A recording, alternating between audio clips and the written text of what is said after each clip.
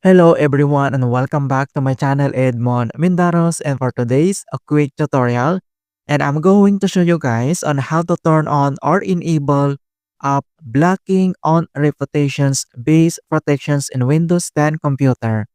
So turn on this Windows security helps protect your PC from applications that are not necessarily malware but maybe still be undesirable, such as software that displays excessive ads, uses your PC for crypto mining without permissions, or install other unwanted programs. And then I'll show you on how to enable it. And without further ado, and let's go ahead.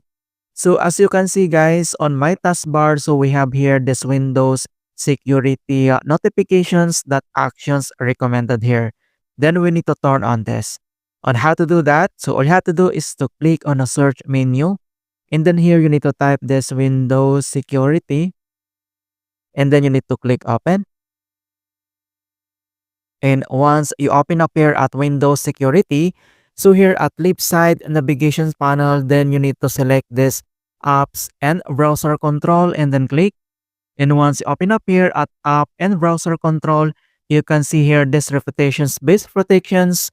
And next, you need to tap this reputations based protection settings and then click.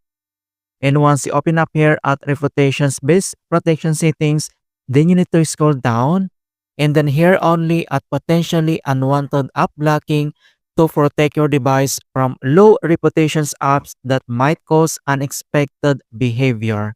So all you have to do is to turn on this button here. So we need to toggle this button on right corner. If you receive user account control, and then you need to tap this yes. Alright.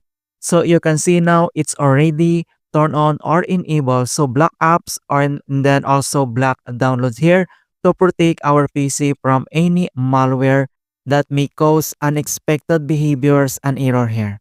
Alright, so that's it guys, and thanks for watching. And please don't forget to like this video and subscribe to my channel for more quality content.